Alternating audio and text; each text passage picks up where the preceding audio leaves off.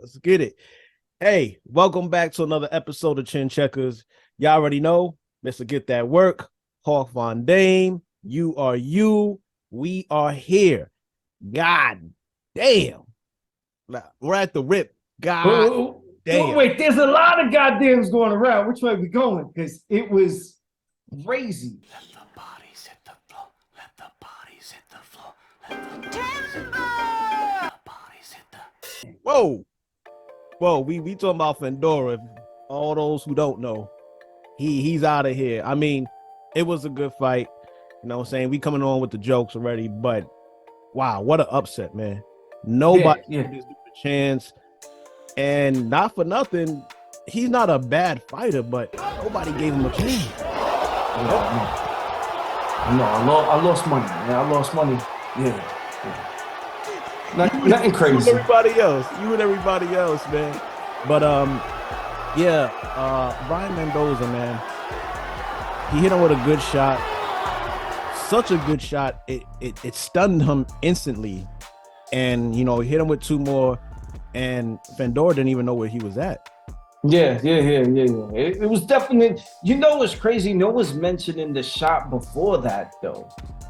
It looked like he clunked him on top of the head with the overhand right. Right, that was partially blocked, but he looked like he took it okay, but it looked like it did a little something, right? Yeah, and then it was like on top of the head. So I don't know if that was like the first stage to leading him into getting slept. And he got slept standing up. It was like, should you have taken a knee? Taking a knee? He was out. What the fuck you mean taking a knee? He was out of there.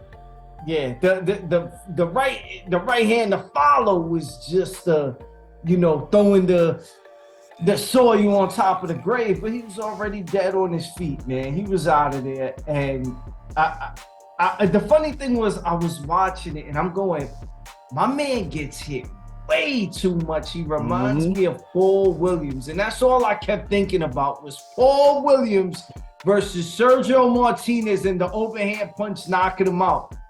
And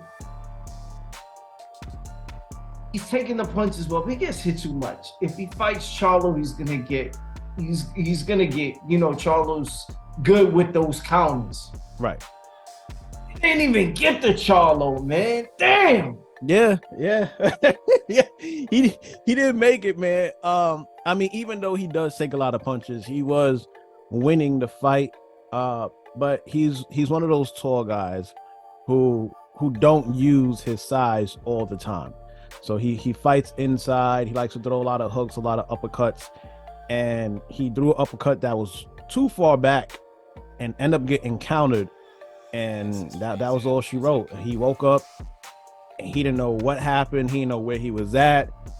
I don't even know what he was saying to the ref. Shout out to the ref.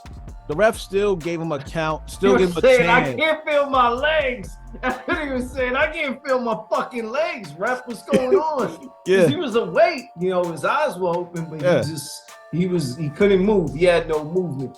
Yo, the thing is, whoa, pause. Whoa. People with that type of reach, even though they have quick hands, being that they have so much range on their punches, it's hard for them to snap their punches and get them back. So their defense is really throw their punch and lean back. So if you time them where they just miss, you usually catch them and comatose them right at that point. And that's exactly what happened with Paul Williams. That's what happened tonight. Well, I don't think this guy even really pulled back. Fundora really didn't pull back that much. No, he just had it up in the air. Yeah, it was the slip on his punch with catching him coming forward, and their arms almost become a liability because the fact they're not able to get him back as fast. And one of those situations where it just didn't work out. Still a fan though. I'm still a fan. Absolutely, we're still a fan of Fundora, but he got taken out by this fucking handsome, good fucking hearted fucking citizen over here. But now the talk of the town is how good is Brian Mendoza, because I knew that he fought Rosario. I didn't know he moved up in weight to 160 to take on that fight. I didn't know that. I know he stopped Rosario, but I didn't know he actually moved up in weight. So, you know, this fight was at 154, but the fight before that, he moved up to 160, kind of like short nose or something like that to take on Rosario. So how good is this guy? Like, do you think he's good enough to be in there with Tszyu and Charlo? Nah, man, because I had Fundora washing this guy. Yeah.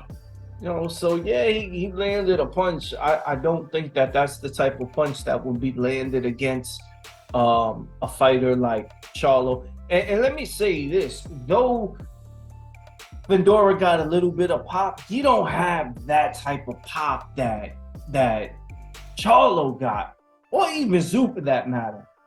When Charlo hit Lubin was out. Now Fundora, you know, Elephant Man Lubin, but it was over the course of like 10 rounds of a tough battle of constantly hitting him. Right. Yeah. The power isn't the same, so I can't see this guy doing the same type of work against Charlo. Well, you know what? With that being said, he does still have firepower.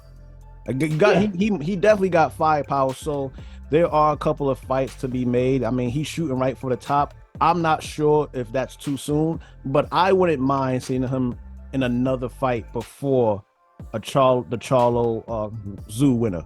I wouldn't mind seeing him in there with I don't know, Hurd or Harrison or, you know, J-Rock, just to give a little more, you know. Yeah, those two guys you named more too so are safe. Yeah, right. Those two guys are safe fights because of the fact that they might be shot, you know, right. A little worn, you know, treading the tires. So those are actually good names if you wanted to showcase the kid. Yeah.